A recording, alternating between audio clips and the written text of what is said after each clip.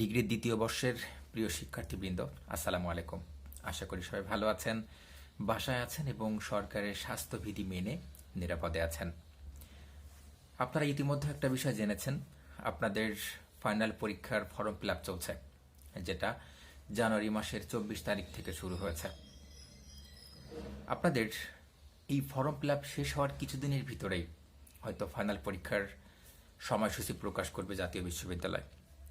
আপনাদের এই ফাইনাল পরীক্ষাকে সামনে রেখে আমি সবগুলো সাবজেক্টের চূড়ান্ত সাজেশন দেখানোর চেষ্টা করব ইনশাল্লাহ। তার ধারাবাহিকতায় আজ প্রথম যে সাবজেক্টটার চূড়ান্ত সাজেশন আমি দেখানোর চেষ্টা করছি সেটা হচ্ছে রাষ্ট্রবিজ্ঞান তৃতীয় পত্র।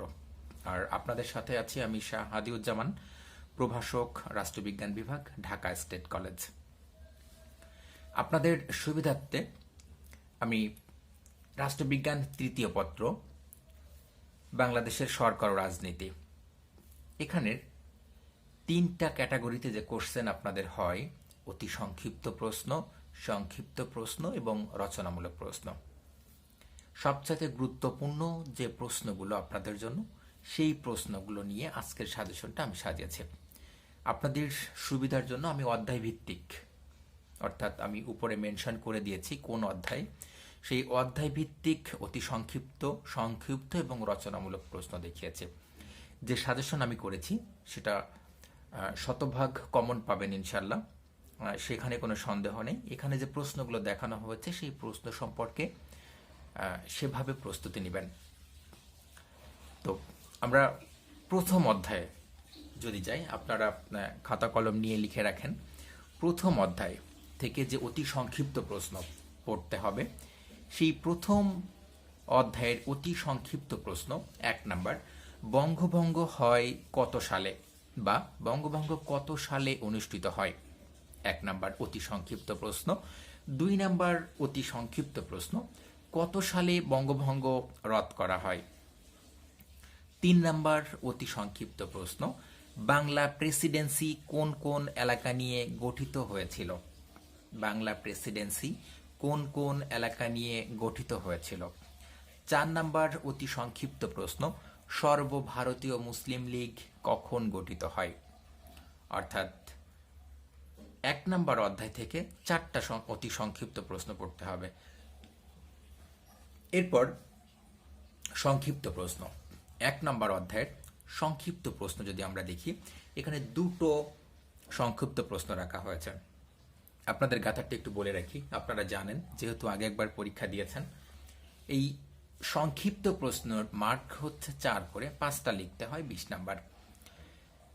1 নম্বর অধ্যায় থেকে 2টো সংক্ষিপ্ত প্রশ্ন, বঙ্গভঙ্গের ফলাফল বা তাৎপর্য ব্যাখ্যা করো, এবং 2 নাম্বার সংক্ষিপ্ত প্রশ্ন, বঙ্গভঙ্গ কেন রদ করা হয়েছিল। এই 2টো প্রথম অধ্যায় থেকে রচনামূলক প্রশ্ন 2টো। 1 নাম্বার, 1906 সালের মুসলিম লীগ গঠনের পটভূমি আলোচনা করো। 1906 সালে মুসলিম লীগ গঠনের পটভূমি আলোচনা করো। এরপর 2 নাম্বার রচনামূলক প্রশ্ন, 1905 সালের বঙ্গভঙ্গের কারণ ও ফলাফল বর্ণনা করো। অনেক সময় এরকম হতে পারে যে সংক্ষিপ্ত প্রশ্নের জন্য পড়েছেন, রচনামূলক প্রশ্নে আসে, রচনামূলক প্রশ্নের জন্য পড়েছেন, সংক্ষিপ্ত প্রশ্নে আসে। তবে সবচেয়ে বেশি যে জিনিসটা হয় সেটা হচ্ছে রচনামূলক প্রশ্ন ভালো করে পড়লে সংক্ষিপ্ত প্রশ্ন সেখান থেকে অনায়াসে উত্তর করা যায়।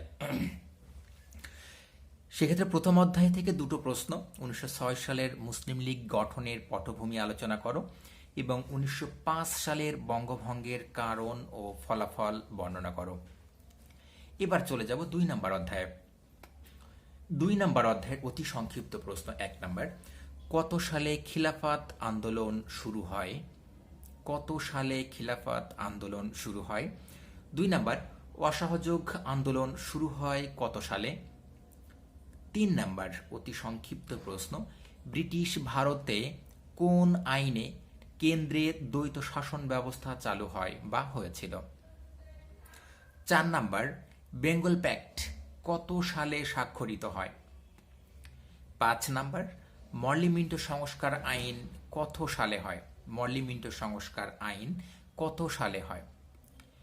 দ্বিতীয় অধ্যায়ের সংক্ষিপ্ত প্রশ্ন 1টা, সেটা হচ্ছে দ্বৈত শাসন ব্যবস্থা বলতে কি বোঝো? দুঃখিত, দ্বৈত ব্যবস্থা বলতে কি বোঝো বা দ্বৈত শাসন কি, যে কোনো একটা আসতে পারে। দ্বৈত শাসন ব্যবস্থা বলতে কি বোঝো বা দ্বৈত শাসন কি। দ্বিতীয় অধ্যায় থেকে দুটো মাত্র রচনামূলক প্রশ্ন। 1 নাম্বার, 1909 সালের মরলি মিন্টো সংস্কার আইনের বৈশিষ্ট্য আলোচনা করো। 1909 সালের মরলি মিন্টো সংস্কার আইনের বৈশিষ্ট্য আলোচনা করো। 2 নম্বর রচনামূলক প্রশ্ন, 1935 সালের ভারত শাসন আইনে প্রাদেশিক স্বায়ত্তশাসন বর্ণনা করো। দ্বিতীয় অধ্যায় থেকে দুটো রচনামূলক প্রশ্ন। এরপর চলে যাব তৃতীয় অধ্যায়ে। তৃতীয় অধ্যায়ে 4টা অতি সংক্ষিপ্ত প্রশ্ন রাখা হয়েছে।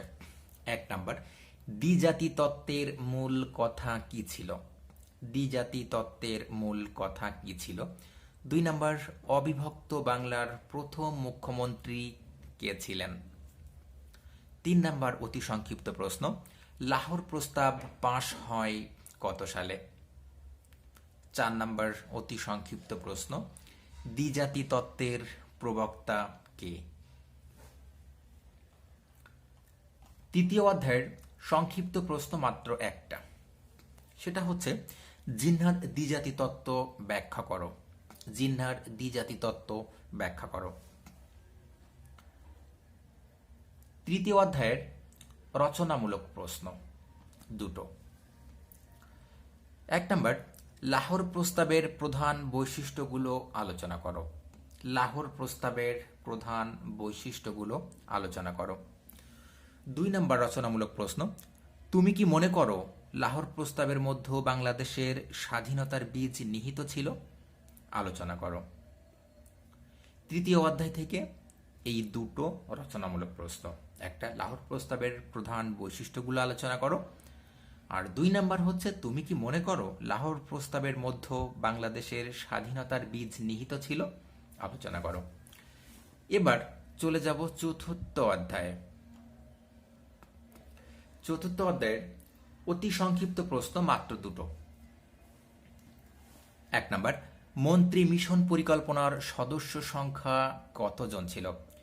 মন্ত্রী মিশন পরিকল্পনার সদস্য সংখ্যা কতজন ছিল? এবং 2 নাম্বার অতি সংক্ষিপ্ত প্রশ্ন, অবিভক্ত বাংলার শেষ মুখ্যমন্ত্রী কে ছিলেন? এটা আপনারা জানেন, অবিভক্ত বাংলার প্রথম মুখ্যমন্ত্রী ছিলেন এ.কে ফজলুল হক এবং শেষ মুখ্যমন্ত্রী ছিলেন হোসেন শহীদ সোহরাওয়ার্দী।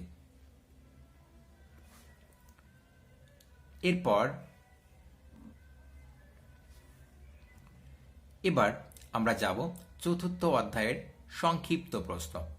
এখানেও একটি মাত্র সংক্ষিপ্ত প্রশ্ন রাখা হয়েছে। একটা মাত্র সংক্ষিপ্ত প্রশ্ন রাখা হয়েছে। সংক্ষিপ্ত প্রশ্ন 1, মন্ত্রী মিশন পরিকল্পনা বলতে কি বোঝো? একটু বলি, এই মন্ত্রী মিশনের আরেকটা নাম হচ্ছে ক্যাবিনেট মিশন। এটাও থাকতে পারে ক্যাবিনেট মিশন পরিকল্পনা কি বা মন্ত্রী মিশন পরিকল্পনা কি, যেটাই আসুক উত্তর কিন্তু একটাই। আশা করি বুঝতে পেরেছেন। চতুর্থ অধ্যায়ের রচনামূলক প্রশ্ন মাত্র একটা। 1947 সালের ভারত স্বাধীনতা আইনের বৈশিষ্ট্য আলোচনা করো। 1947 সালের ভারত স্বাধীনতা আইনের বৈশিষ্ট্য আলোচনা করো। এরপর যাব পঞ্চম অধ্যায়। পঞ্চম অধ্যায় অতি সংক্ষিপ্ত প্রশ্ন সংখ্যা 4। 1 নাম্বার, কত সালে বাংলাকে পাকিস্তানের রাষ্ট্রভাষা হিসাবে স্বীকৃতি দেয়া হয় বা দেয়া হয়েছিল? 2 নাম্বার, পাকিস্তানের প্রথম সংবিধান প্রণয়ন করা হয় কত সালে? পাকিস্তানের প্রথম সংবিধান প্রণয়ন করা হয় কত সালে? 3 নাম্বার, পাকিস্তানের প্রথম সামরিক শাসক কে? এরপর 4 নাম্বার অতি সংক্ষিপ্ত প্রশ্ন পঞ্চম অধ্যায় থেকে, 1958 সালে কে সামরিক শাসন জারি করেন বা সামরিক আইন জারি করেন? পঞ্চম অধ্যায়ের সংক্ষিপ্ত প্রশ্ন মাত্র একটা, সেটা হচ্ছে 1956 সালের সংবিধানের বৈশিষ্ট্য বা প্রকৃতি লেখো। একটু বলি, সংবিধানের প্রকৃতি বা বৈশিষ্ট্য যেটাই আসুক, উত্তর কিন্তু এক। এবার পাঠ বি, অর্থাৎ আপনাদের এই যে রাষ্ট্রবিজ্ঞান তৃতীয় পত্র, এখানে 4টা পাঠ আছে, অর্থাৎ এ, বি, সি এবং ডি। এবার পাঠ বির প্রথম অধ্যায়। পাঠ বির প্রথম অধ্যায়ের অতি সংক্ষিপ্ত প্রশ্ন একটু দেখেন। 1 নাম্বার, পাকিস্তানের প্রথম গভর্নর জেনারেল কে ছিলেন? পাকিস্তানের প্রথম গভর্নর জেনারেল কে ছিলেন? 2 নাম্বার, তমদ্দুন মজলিস গঠিত হয় কত সালে? তমদ্দুন মজলিস গঠিত হয় কত সালে? 3 নাম্বার, 1954 সালের প্রাদেশিক নির্বাচনে যুক্তফ্রন্ট কতটি আসন লাভ করে? 1954 সালের প্রাদেশিক নির্বাচনে যুক্তফ্রন্ট কতটি আসন লাভ করে? 4 নাম্বার অতি সংক্ষিপ্ত প্রশ্ন, গণপরিষদের প্রথম অধিবেশন অনুষ্ঠিত হয় কখন? 5 নাম্বার, রাষ্ট্রভাষা সংগ্রাম পরিষদ কখন গঠিত হয়? 6 number, Urdu and only Urdu shall be the state language of Pakistan কে বলেছিলেন? 7 নাম্বার অতি সংক্ষিপ্ত প্রশ্ন, আওয়ামী মুসলিম লীগের প্রতিষ্ঠাতা সাধারণ সম্পাদক কে ছিলেন? আওয়ামী মুসলিম লীগের প্রতিষ্ঠাতা সাধারণ সম্পাদক কে ছিলেন? 8 নাম্বার অতি সংক্ষিপ্ত প্রশ্ন, যুক্তফ্রন্ট কতটি রাজনৈতিক দল ছিল? যুক্তফ্রন্টে কতটি রাজনৈতিক দল ছিল? 9 নাম্বার, যুক্তফ্রন্ট কত সালে গঠিত হয়? এরপর সংক্ষিপ্ত প্রশ্ন। পাঠ বি প্রথম অধ্যায়ের সংক্ষিপ্ত প্রশ্ন দুটো। সংক্ষেপে ভাষা আন্দোলনের গুরুত্ব আলোচনা করো। সংক্ষেপে ভাষা আন্দোলনের গুরুত্ব আলোচনা করো। 2 নাম্বার, যুক্তফ্রন্ট কি? রচনামূলক প্রশ্ন। 1954 সালের নির্বাচনের ফলাফল সম্পর্কে আলোচনা করো। একটু বলি, 1954 সালের যে নির্বাচন সেটা কিন্তু যুক্তফ্রন্টের নির্বাচন। যদি এটা আসে যে যুক্তফ্রন্টের নির্বাচন ফলাফল সম্পর্কে আলোচনা করো, একই উত্তর। যদি আসে 1954 সালের নির্বাচনের ফলাফল, একই উত্তর। আশা করি এই বিষয়টা ভুল করবেন না। এরপর পাঠ বির দ্বিতীয় অধ্যায়।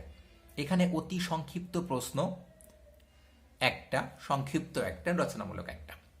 অতি সংক্ষিপ্ত প্রশ্ন, 6 দফার প্রথম দফা কি ছিল? 6 দফার প্রথম দফা কি ছিল? সংক্ষিপ্ত প্রশ্ন 1, 6 দফা কি? রচনামূলক 1, 6 দফা কর্মসূচিকে কেন বাঙালির ম্যাগনা কাটা বলা হয়? 6 দফা কর্মসূচিকে কেন বাঙালির ম্যাগনা কাটা বলা হয়? পাঠ বির অধ্যায় 3, অতি সংক্ষিপ্ত প্রশ্ন, আগরতলা ষড়যন্ত্র মামলার আসামি কতজন ছিলেন? 2 নাম্বার, আগরতলা ষড়যন্ত্র মামলার প্রধান আসামি কে ছিলেন?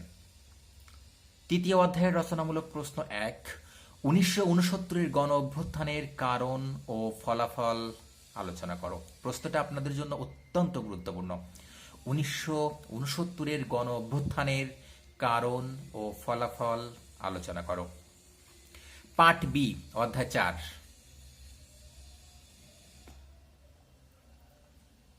অধ্যায় 4, অতি সংক্ষিপ্ত প্রশ্ন 1, 1970 সালের নির্বাচনে জাতীয় পরিষদের আসন সংখ্যা কত ছিল? 1970 সালের নির্বাচনে জাতীয় পরিষদের আসন সংখ্যা কত ছিল? 2 নাম্বার, 1970 সালের নির্বাচনে জাতীয় পরিষদে আওয়ামী লীগ কতটি আসনে জয়লাভ করে? 3 নাম্বার, এই প্রশ্নে একটু সিরিয়াল নাম্বারটা ভুল হয়েছে, 1, 2 হয়েছে, এটা 3 নাম্বার হবে আসলে। পাকিস্তানের ইতিহাসে প্রথম সাধারণ নির্বাচন কোনটি? এখানে 3টা অতি সংক্ষিপ্ত প্রশ্ন। ১৯৭০ সালের নির্বাচনে জাতীয় পরিষদের আসন সংখ্যা কত ছিল? ৭০ সালের নির্বাচনে আওয়ামী লীগ কতটি আসনে জয়লাভ করেছিল এবং পাকিস্তানের ইতিহাসে প্রথম নির্বাচন ছিল কোনটি? এই তিনটা। চতুর্থ অধ্যায়ের সংক্ষিপ্ত প্রশ্ন রাখা হয়েছে দুটো।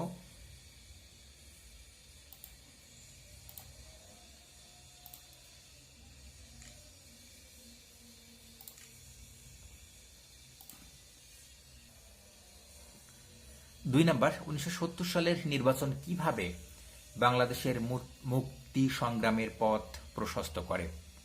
চতুর্থ অধ্যায় পার্ট বি, চতুর্থ অধ্যায় থেকে কোনো রচনামূলক প্রশ্ন আপনাদের পড়তে হবে না, অর্থাৎ পরীক্ষায় আসার মতো কোনো গুরুত্বপূর্ণ প্রশ্ন ওখানে নাই।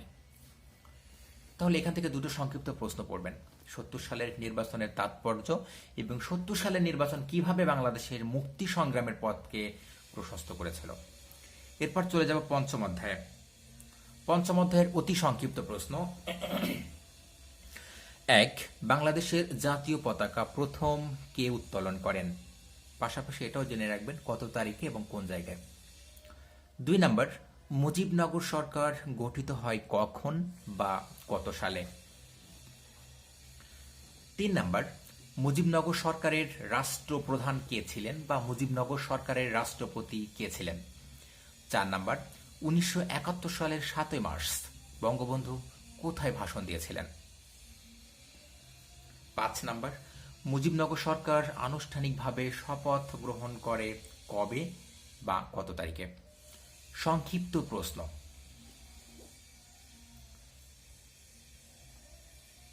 পঞ্চম অধ্যায়ের একটাই সংক্ষিপ্ত প্রশ্ন, খুবই খুবই গুরুত্বপূর্ণ।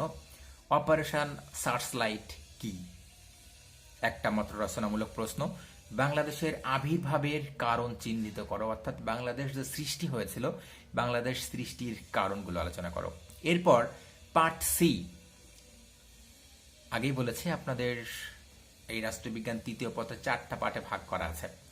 পার্ট সি, এখানে আলোচনা করা হয়েছে বাংলাদেশের সংবিধান নিয়ে। পার্ট সি, অধ্যায় 1, অতি সংক্ষিপ্ত প্রশ্ন। বাংলাদেশের সাংবিধানিক নাম কি? ২ নাম্বার, কখন গণপরিষদের প্রথম অধিবেশন বসে? ৩ নাম্বার, খসড়া সংবিধান প্রণয়ন কমিটির মোট সদস্য সংখ্যা কত ছিল? খসড়া সংবিধান প্রণয়ন কমিটির মোট সদস্য সংখ্যা কত ছিল? ৪ নাম্বার, বাংলাদেশের সংবিধান সর্বশেষ সংশোধনী কততম? অর্থাৎ বাংলাদেশের সর্বশেষ যে সংবিধানটা সংশোধন করা হয়েছে সেটা কততম সেটা। ৫ নাম্বার, বাংলাদেশ সংবিধান গণপরিষদে পাশ হয় কবে বা কত সালে বা কত তারিখে? ৬ নাম্বার, বাংলাদেশের সংবিধান এ পর্যন্ত কতবার সংশোধিত হয়েছে? ৭ নাম্বার, বাংলাদেশের সর্বোচ্চ আদালত কোনটি? বাংলাদেশের সর্বোচ্চ আদালত কোনটি? ৮ নাম্বার, অতি সংক্ষিপ্ত প্রশ্ন। বাংলাদেশ জাতীয় সংসদের বর্তমান আসন সংখ্যা কত? বাংলাদেশ জাতীয় সংসদের বর্তমান আসন সংখ্যা কত? সংক্ষিপ্ত প্রশ্ন। এই অধ্যায়ের কোনো রচনামূলক প্রশ্ন নেই। বাংলাদেশ সংবিধান পার্ট সি, একটা মাত্র অধ্যায় আছে, এখানে কোনো রচনামূলক প্রশ্ন পড়তে হবে না। সংক্ষিপ্ত প্রশ্ন পড়বেন শুধু একটা, সেটা হচ্ছে বাংলাদেশের সংবিধানের মূল নীতিগুলো কি? আমরা জানি বাংলাদেশ সংবিধানের 4টা মূল নীতি আছে, সেই 4টা মূল নীতিগুলো কি আলোচনা করতে হবে। পার্ট ডি এবং সর্বশেষ যে অংশটা সেটা এখানে আলোচনা করবে প্রধান রাজনৈতিক প্রবণতা সমূহ, এই অধ্যায়ের আলোচ্য বিষয়। পার্ট ডি, প্রথম অধ্যায়, অতি সংক্ষিপ্ত প্রশ্ন সংখ্যা 1, কখন আন্তর্জাতিক যুদ্ধাপরাধ ট্রাইব্যুনাল গঠন করা হয়? কখন আন্তর্জাতিক যুদ্ধ অপরাধ ট্রাইব্যুনাল গঠন করা হয়?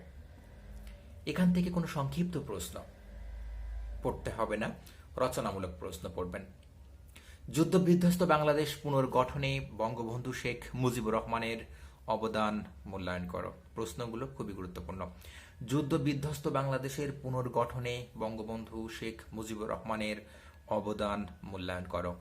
2 নাম্বার রচনামূলক প্রশ্ন, বাংলাদেশের সংসদীয় গণতন্ত্রের সমস্যা ও সম্ভাবনা আলোচনা করো। দুটো প্রশ্নই খুবই গুরুত্বপূর্ণ, গুরুত্ব সহকারে দেখবেন। দ্বিতীয় অধ্যায় থেকে অতি সংক্ষিপ্ত প্রশ্ন নাই, রচনামূলক প্রশ্ন নাই, শুধু সংক্ষিপ্ত প্রশ্ন রয়েছে একটা। এটা হচ্ছে বেসামরিকীকরণ বলতে কি বুঝো? বেসামরিকীকরণ বলতে কি বুঝো? চলে যাব তৃতীয় অধ্যায়ে। তৃতীয় অধ্যায়ে কোনো সংক্ষিপ্ত প্রশ্ন আপনাদের পড়তে হবে না, একটা অতি সংক্ষিপ্ত প্রশ্ন পড়বেন। প্রথম উপজেলা পরিষদের চেয়ারম্যান নির্বাচন অনুষ্ঠিত হয় কত সালে? প্রথম উপজেলা পরিষদের চেয়ারম্যান নির্বাচিত হয় কত সালে? একটা রচনামূলক প্রশ্ন।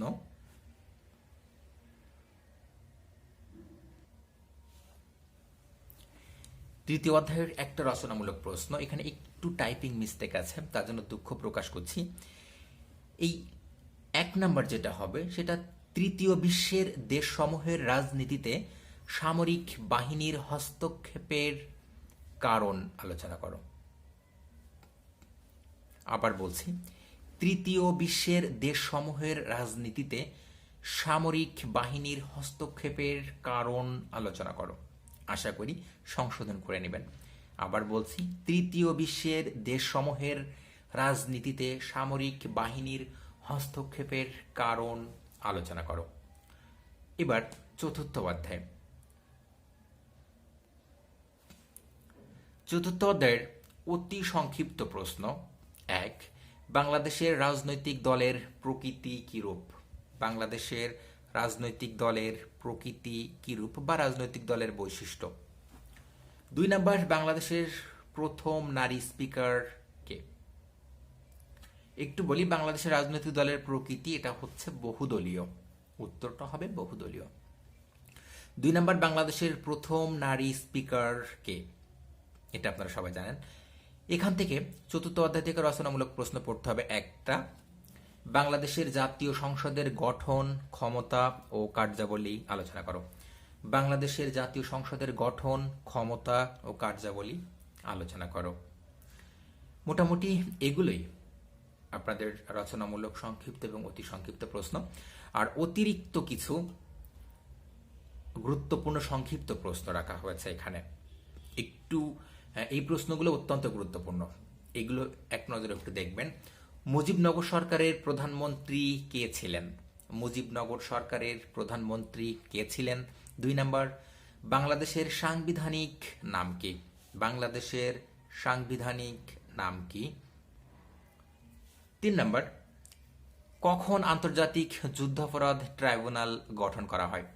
4 নাম্বার, বাংলা প্রেসিডেন্সি কোন কোন এলাকা নিয়ে গঠিত ছিল? বাংলা প্রেসিডেন্সি কোন এলাকা নিয়ে গঠিত ছিল? 5 নাম্বার, পাকিস্তানের প্রথম গভর্নর জেনারেল কে ছিলেন? 6 নাম্বার, মন্ত্রী মিশনের সদস্য সংখ্যা কত ছিল? 3 জন। 7 নাম্বার, বাংলাদেশ সংবিধান কার্যকর হয় কবে? এবং 8 নাম্বার, মুসলিম লীগ গঠিত হয় কবে? এইগুলো অতিরিক্ত একটু অবশ্যই দেখবেন। মোটামুটি আপনাদের জন্য এই সাজেশন প্রস্তুত করা হয়েছে। এখানে রাষ্ট্রবিজ্ঞান তৃতীয় পত্রের সমস্ত গুরুত্বপূর্ণ কোশ্চেনগুলো দিয়ে সাজানো আছে। আশা করি গুরুত্ব সহকারেই দেখার চেষ্টা করবেন। আর পরীক্ষায় কিভাবে লিখলে সর্বোচ্চ নাম্বার পাবেন সেই সম্পর্কিত একটা ভিডিও এর ডেসক্রিপশন বক্সে আমি দিয়ে দিব। যারা এই সাজেশনটা ইমেইলে পেতে চান, কমেন্টসে ইমেইলটা দিলে আমি সেখানে পাঠিয়ে দিতে পারবো। এবং যারা এই প্রশ্নগুলোর উত্তর চান, উত্তর সহকারে, আমাদের একটা ফেসবুক গ্রুপ আছে, ন্যাশনাল ইউনিভার্সিটি হেল্প জোন, সেখানে জয়েন করবেন। আমি সেটার লিংক ও ডেসক্রিপশন বক্সে দিয়ে দিব, সেখানে উত্তর সহ পাবেন। আশা করি নিজেকে সেভাবে গুছিয়ে নেবেন। সবার জন্য শুভকামনা রইল। সবাই ভালো থাকবেন। রাষ্ট্রবিজ্ঞান চতুর্থ পত্রের চূড়ান্ত সাজেশন পেতে আমাদের সাথেই থাকবেন। এর পরবর্তীতে রাষ্ট্রবিজ্ঞান চতুর্থ পত্র চূড়ান্ত সাজেশন আপলোড করব। তত সময় সবাই ভালো থাকবেন, নিরাপদে থাকবেন। আল্লাহ হাফেজ।